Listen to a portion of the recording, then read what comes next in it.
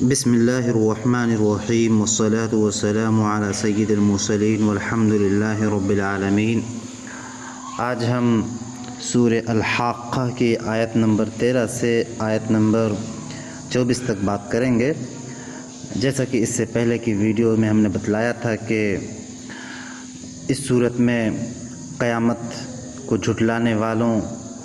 پر کیا سخت عذاب نازل کیے گئے اور عذاب نازل کیے جائیں گے جو لوگ بھی قیامت کو جھٹلائیں گے۔ اور اس کے جھٹلانے سے صرف بات یہ نہیں رہتی کہ ایک انسان جھٹلا دے اور پھر بات ختم ہو گئی، بلکہ جو قومیں اس کو جھٹلاتی ہیں، یعنی قیامت کے برپا ہونے کو جھٹلاتی ہیں، تو ان کے اندر مختلف قسم کی برائیاں پیدا ہو جاتی ہیں، وہ مورلی طور پر کرپٹ ہو جاتے ہیں اور ان کے اندر اخلاقی بگاڑ اور بہت ساری جو ہے ان کے اندر برائیاں پیدا ہو جاتی ہیں۔ پھر اللہ تعالیٰ مختلف عذاب کے ذریعے ایسی قوموں کو جو ہے اس دنیا سے مٹا دیتا ہے،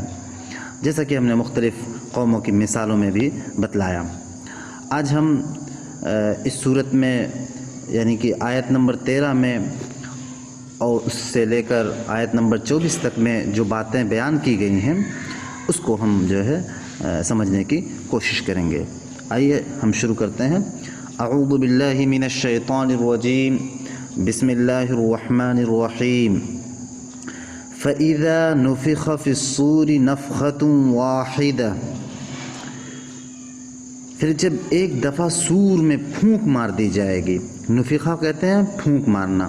اور نفخۃ واحدہ ایک بار۔ یہ مختلف قرآن کی مختلف صورتوں میں مختلف آیات میں مختلف سور پھونکنے کے واقعے کو مختلف طریقے سے بیان کیا گیا، کہیں ایک ساتھ ہی بیان کر دیا گیا، کہیں اس کے 3 مرحلے بیان کیے گئے ہیں۔ تو یہاں پر اس طرح یہاں پر بھی ایک ساتھ ہی بیان کر دیا گیا اور کہا گیا کہ جب سور میں ایک بار پھونک ماری جائے گی تو کیا ہوگا، اس کے بارے میں منظر بیان کیا جا رہا ہے کہ وَحُمِلَتِ الْأَرْضُ وَالْجِبَالُ فَدُكَّتَا دَكَّةً وَاحِدَةً، تو زمین اور پہاڑ کو اٹھا کر ایک ہی چوٹ میں ریزہ ریزہ کر دے گا، یعنی ان کو پاش پاش کر دے گا، ان کو جو ہے زمین کو اور پہاڑوں کو بالکل جو ہے اس کو بالو کی شکل میں کر دے گا، ریت کی شکل میں کر دے گا۔ فَيَوْمَئِذٍ وَقَعَتِ الْوَاقِعَةُ، اس روز وہ ہونے والا واقعہ پیش آ جائے گا، یعنی جس ہونے والے واقعے کی طرف اشارہ کیا گیا تھا الحاقہ میں کہ جو پیش آ کر رہے گا تو وہ جو ہے اس وقت واقع ہو جائے گا۔ وَانشَقَّتِ السَّمَاءُ فَهِيَ يَوْمَئِذٍ وَاهِيَةٌ، اس دن آسمان پھٹے گا اور اس کی جو بندشیں ہیں نا، اس کی جو بونڈیج وہ ڈھیلی پڑ جائے گی، وہ بالکل جو ہے ڈھیلی پڑ جائے گی، یعنی لوز پڑ جائے گی، اور جو ہے آسمان جو اپنی حقیقت کو کھو بیٹھے گا۔ وَالْمَلَكُ عَلَىٰ أَرْجَائِهَا وَيَحْمِلُ عَرْشَ رَبِّكَ فَوْقَهُمْ يَوْمَئِذٍ ثَمَانِيَةٌ، فرشتے اس کے اطراف و جوانب میں ہوں گے اور 8 فرشتے اس روز تیرے رب کا عرش اپنے اوپر اٹھائے ہوئے ہوں گے۔ یہ آیت متشابہات میں سے آتی ہے۔ اس کا مطلب یہ ہے کہ اس کا معنی متعین کرنا بڑا مشکل کام ہے، چونکہ اللہ تعالیٰ کی جو صفت بیان کی گئی ہے، اللہ تعالیٰ کی جو قدرت بیان کی گئی ہے، اس سلسلے میں جو آیات بتلاتی ہیں کہ اللہ تعالیٰ کا نہ کوئی جسم ہے، اللہ تعالیٰ کا نہ کوئی ڈھانچہ ہے، نہ وہ کسی چیز پر بیٹھا ہے، تو ان ساری چیزوں کو سامنے رکھتے ہوئے ٹھیک ہے اس آیت کو اگر ہم پڑھتے ہیں، اس کا لٹرل میننگ لیتے ہیں، تو یہاں پر جو ہے یہاں پر ایک طریقے سے سمجھ لیجئے کہ وہ بات پوری طریقے سے واضح نہیں ہوتی ہے جو دوسری آیات میں کہی جاتی ہے۔ تو اس لیے اس آیات کو اگر ہم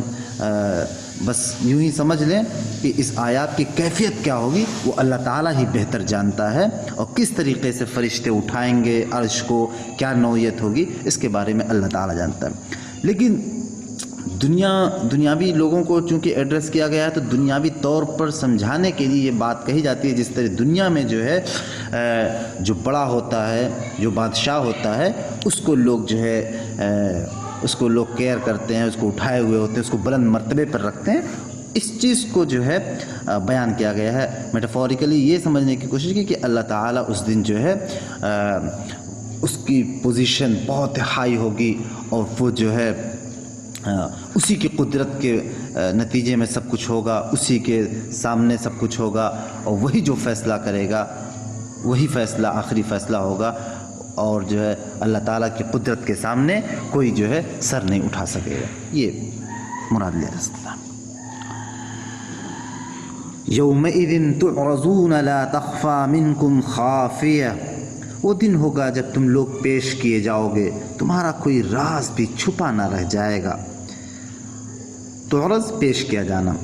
اور خفیہ اخفا کا مطلب ہوتا ہے کسی چیز کا پوشیدہ ہونا، خافیہ چھپی ہونے والی چیز، یعنی کوئی چیز اس دن جو ہے چھپی نہیں رہ جائے گی، سب اللہ تعالیٰ کے سامنے جو ہے پیش کر دی جائے گی، اور سب لوگ جو ہے اللہ تعالیٰ کے سامنے پیش کر دیے جائیں گے۔ فَأَمَّا مَنْ أُوتِيَ كِتَابَهُ بِيَمِينِهِ فَيَقُولُ هَاؤُمُ اقْرَءُوا كِتَابِيَهْ، پھر وہ لوگ جن کے دائنے ہاتھ میں ان کا نامہ اعمال دیا جائے گا، یعنی کہ سیدھے ہاتھ میں، دائنے ہاتھ میں نامہ، وہ کہے گا تو دیکھو پڑھو میرا نامہ اعمال۔ سیدھے ہاتھ میں نامہ اعمال کا دیا جانا یہی ظاہر کر دے گا کہ اس کا حساب بے باک ہوگا، اور وہ اللہ تعالیٰ کی عدالت میں مجرم کی حیثیت سے نہیں بلکہ صالح انسان کی حیثیت سے پیش ہو رہا ہوگا۔ اغلب یہ ہے کہ اعمال ناموں کی تقسیم کے وقت صالح انسان خود سیدھا ہاتھ بڑھا کر اپنا نامہ اعمال لے گا، کیونکہ موت کے وقت سے میدان حشر میں حاضری تک اس کے ساتھ جو معاملہ پیش آیا ہوگا اس کی وجہ سے اس کو پہلے یہ اطمینان حاصل ہو چکا ہوگا کہ میں یہاں انعام پانے کے لیے پیش ہو رہا ہوں، نہ کہ سزا پانے کے لیے۔ قرآن مجید میں یہ بات جگہ جگہ بڑی صراحت کے ساتھ بتائی گئی ہے کہ موت کے وقت ہی سے یہ بات انسان پر واضح ہو جاتی ہے کہ وہ نیک بخت آدمی کی حیثیت سے دوسرے عالم میں جا رہا ہے، یا بدبخت آدمی، تو اسے پتہ چل جاتا ہے۔ یعنی نامہ اعمال ملتے ہی وہ خوش ہو جائے گا اور اپنے ساتھیوں کو دکھائے گا، انی ظننت انی ملاق حسابیہ، میں سمجھتا تھا کہ مجھے ضرور اپنا حساب ملنے والا ہے۔ یعنی وہ اپنی خوش قسمتی کی وجہ یہ بتلائے گا کہ وہ دنیا میں آخرت سے غافل نہ تھا، بلکہ یہ سمجھتے ہوئے زندگی بسر کرتا رہا کہ ایک روز اسے خدا کے حضور حاضر ہونا ہے اور اپنا حساب دینا ہے۔ فَهُوَ فِي عِيشَةٍ رَاضِيَةٍ، بس وہ دل پسند عیش میں ہوگا، وہ خوشی خوشی جو ہے عیش میں ہوگا۔ فی جنت عالیہ، عالی مقام جنت میں، قطوفها دانیہ، جس کے پھلوں کے گچھے جھکے پڑ رہے ہوں گے۔ کلوا واشربوا ہنیئا بما اسلفتم فی الایام الخالیہ، ایسے لوگوں سے کہا جائے گا مزے سے کھاؤ اور پیو اپنے ان اعمال کے بدلے جو تم نے گزرے ہوئے دنوں میں کیے ہیں، یعنی جو تم نے زندگی میں کیے ہیں اسی کے نتیجے میں تم جو ہے یہاں پر جو ہے کھاؤ اور پیو۔ تو اس طریقے سے جو ہے ان کو اللہ تعالی نوازشوں سے نوازے گا۔